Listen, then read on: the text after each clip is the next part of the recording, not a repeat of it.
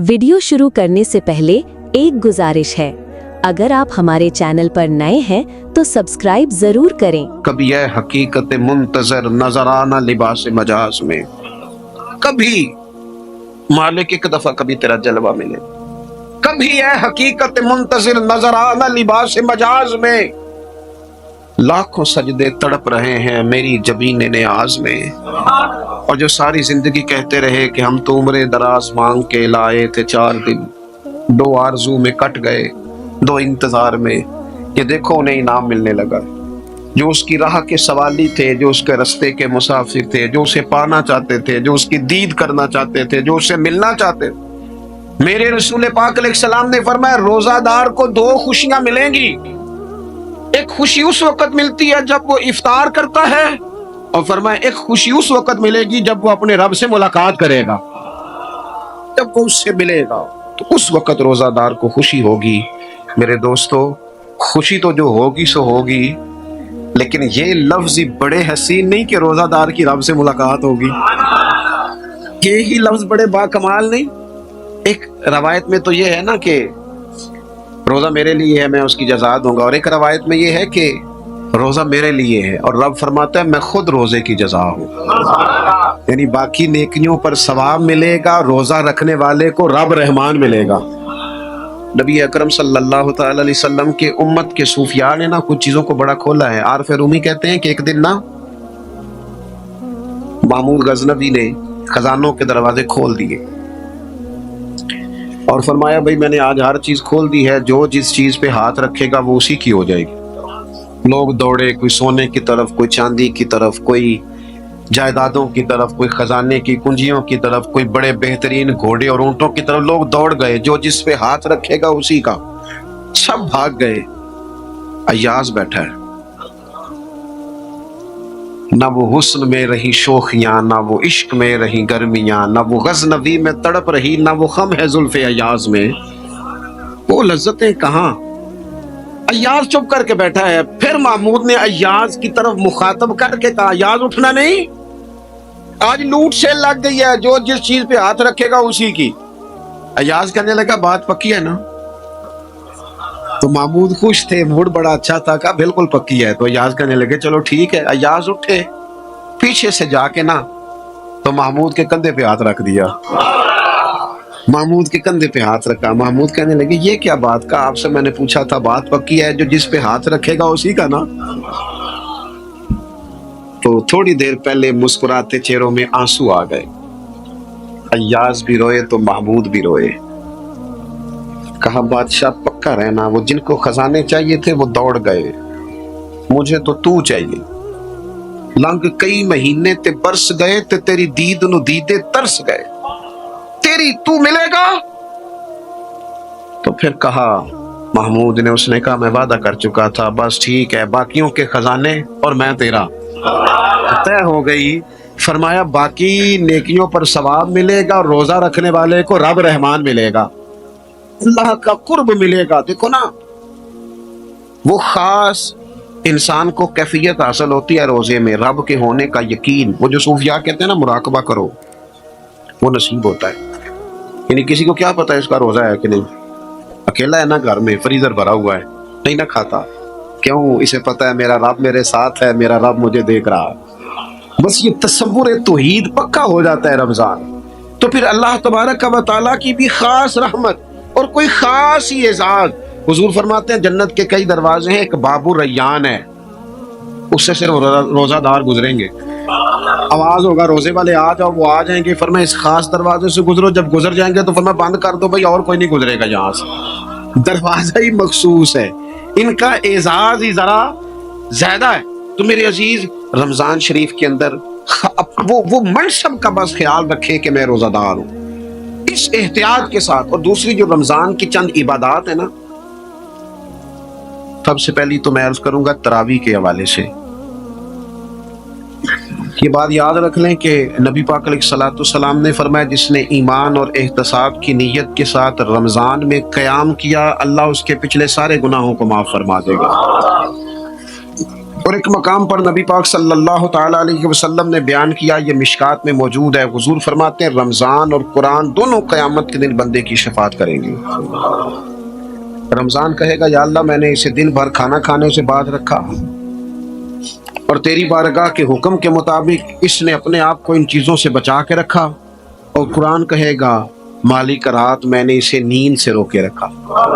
کیا مطلب؟ اس نے کھڑے ہو کے عبادت کی، اگرچہ اس سے مراد شارحین حدیث نے تراویح بھی لیا ہے، تہجد کی نماز بھی لیا ہے، صلاۃ اللیل بھی لی ہے، لیکن میرے عزیز یہ خاص ربط ہے قرآن مجید کے ساتھ تراویح کا۔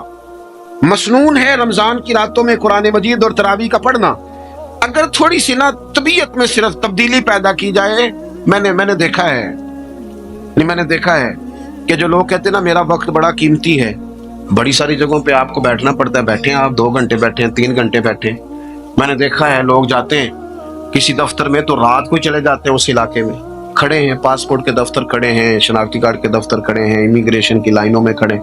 کچھ ذہن تو بنائیں کہ میں نے رات کھڑے رہنا ہے اور اپنے رب کی عبادت کرنی ہے۔ تراویح کو ذرا ذوق سے آپ اگر تھوڑا ارادہ کر لیں گے نا، یعنی کوئی ایسا مشکل کام نہیں۔ میری تو رائے یہ ہے کہ پہلے 3-4 دن ذرا جم کے ذہن بنائیں اور تھوڑا سا نا روٹین کو بدلنے کی کوشش نہ کریں۔ جس امام صاحب کے پیچھے تراویح شروع کریں، کوشش کریں ساری وہیں پڑھیں۔ روٹین بدلنے سے بھی سستی آتی ہے، ایک دن یہاں گئے 2 دن وہاں گئے، تو یہ روٹین بدلنے سے بھی بعض اوقات سستی آتی ہے۔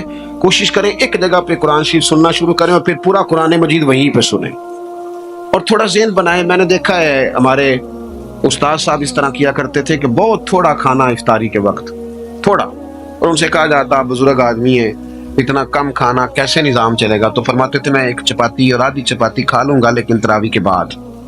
اب اگر زیادہ کھانا کھاؤں گا تو طبیعت میں سستی آئے گی، میرے لیے کھڑا ہونا مشکل ہو جائے۔ سادہ سا کھانے کے ساتھ افطاری کی جائے گی، اور تراویح کے لیے اپنے آپ کو ذہنی کہاں ٹائم ملتا ہے سارا سال قرآن پڑھنے سننے کا؟ یہ تو اللہ نے موقع عطا فرمایا ہے۔ تو تھوڑا سا اگر دلچسپی پیدا کی جائے، بڑا سونا قرآن مجید پڑھا جاتا ہے مساجد میں، بچے بڑی خوبصورتی سے، تو اللہ کا شکر ہے جگہ جگہ پہ۔ اور مساجد کے علاوہ بھی میں نے دیکھا ہے ہم سے لوگ مطالبہ کرتے ہیں کہ ہماری فیکٹری میں رات کو بھی کام ہوتا ہے، اتنے سارے ورکر ہیں تو بچہ کوئی مل جائے قرآن شریف سنائے، فلانی جگہ بھی اتنے لوگ ہیں تو اگر موقع مل جائے، تو اگر تھوڑا ذہن بنایا جائے، شوق پیدا کیا جائے تو اللہ تعالیٰ فضل فرماتا ہے، انسان کو طاقت ملتی ہے کھڑے رہنے کی۔ ایک تو تراویح، روزہ، تراویح، اور تیسری بات ہے سحر اور افطار۔ یہ جو سحری اور افطار ایک گزارش ہے، اگر آپ ہمارے چینل پر نئے ہیں تو سبسکرائب ضرور کریں۔ صلی اللہ تعالی علیہ وسلم نے فرمایا ہمارے اور یہودیوں کے درمیان فرق ہی سحری کا ہے، اور نبی پاک صلی اللہ تعالی علیہ وآلہ وسلم نے فرمایا سحری کھایا کرو، سحری کھانے میں برکت ہے۔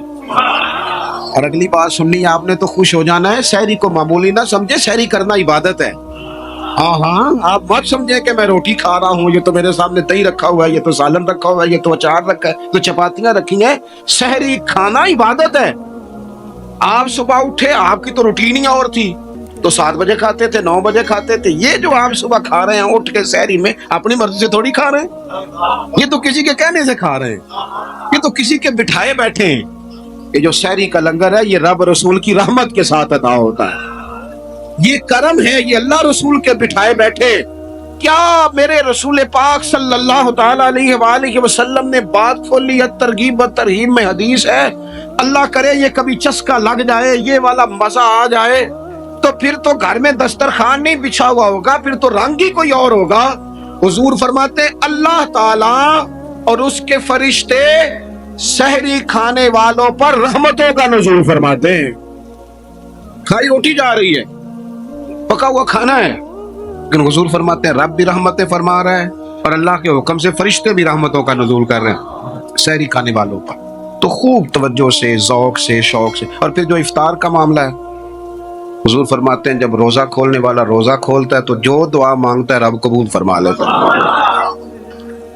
یعنی افطار کا وقت ایسا ٹائم ہے جو دعاؤں کی قبولیت کا وقت ہے۔ افطار کرنا بھی ہے، کرانا بھی ہے۔ مہنگائی ذرا عروج پہ چلی گئی ہے، میں بار بار کہتا ہوں، مجھ سے نا لوگ دعا کے لیے مجھے کہتے اپنے کئی دکھ بتا دیتے، تھوڑا سا نا افطاریاں مہربانی فرمائیے گا سیاسی نہ کیجیے گا. وہ جن سے مال لیتے ہیں، وہ جن کو مال دیتے ہیں، وہ جن سے ووٹ لینے ہیں، وہ جنہوں نے ووٹ لینے ہیں، اس بنیاد پر سحر افطار کے بندوبست نہ کریں رضا الہی کے لیے. میرے محبوب فرماتے جس نے رب کی رضا کے لیے کسی کو افطار کرایا، جتنا ثواب اللہ روزہ رکھنے والے کو دے گا اتنا افطار کرانے والے کو بھی عطا کرے گا. اور ایک حدیث تو آپ پڑھیں گے تو جھوم جائیں گے، سنیں گے تو خوش ہو جائیں گے. المعجم الکبیر میں موجود ہے. نبی پاک علیہ السلام فرماتے ہیں جس نے حلال کھانے اور حلال پانی سے کسی کا روزہ افطار کرایا نا، ذرا دیکھنا غریبوں کے گھروں کو جھانکنا، ذرا اپنے عزیزوں میں ایک نظر دوڑا لینا، ذرا رمضان کی نیت کر کے رمضان سے پہلے ہی غربا تک راشن پہنچا دینا، ان کی فکر دور ہو جائے، وہ پہلی شام ہی اپنے بچوں کے ساتھ آسودہ حال ہو کے بیٹھے. دیکھ لینا یہ نہ ہو کہ ایک بھائی کھول کے کھا رہا ہو اور دوسرے کے بچے منتظر ہوں کہ آج سحر افطار میں کیا کرنا ہے. اپنے گلی محلے میں دیکھ لینا. ہم اس رسول کے ماننے والے ہیں جنہوں نے فرمایا میں اسے مومن ہی نہیں جانتا جو پیٹ بھر کے کھائے اور اس کا ہمسایہ بھوکا رہ جائے. تھوڑا سا اپنے ارد گرد نظر ڈال لینا. المعجم الکبیر میں حدیث موجود ہے. اللہ کے پیارے رسول صلی اللہ تعالی علیہ وسلم نے فرمایا جس نے حلال پانی سے حلال روٹی سے کسی کا روزہ افطار کرایا تو فرمایا فرشتے اس بندے کے لیے رمضان کے دنوں میں، رمضان کی گھڑیوں میں دعا کرتے ہیں، اور جناب جبریل امین اس کے لیے شب قدر کی رات دعا کرتے ہیں. حضرت جبریل شب قدر میں دعا کریں گے خاص رات، یا اللہ اس بندے پر فضل فرما، اس نے تو غریب آدمی کو افطار کرا. یہ ایک عبادت ہے، اس عبادت کا خیال کریں. پھر اعتکاف آئے گا، رمضان کے آخری 10 دنوں کا اعتکاف. اسلام میں رہبانیت نہیں ہے، لیکن کبھی کبھی سب سے کٹ کے اپنے رب کے ساتھ جڑ جانا. کچھ رات کی عبادتیں، کچھ تنہائی کے اذکار، کچھ درود و سلام کا ذوق. یہ ان ساری خوبصورتیوں میں سے ایک خوبصورتی اعتکاف بھی ہے. اللہ کے پیارے رسول علیہ الصلوۃ والسلام ہمیشہ اعتکاف کرتے.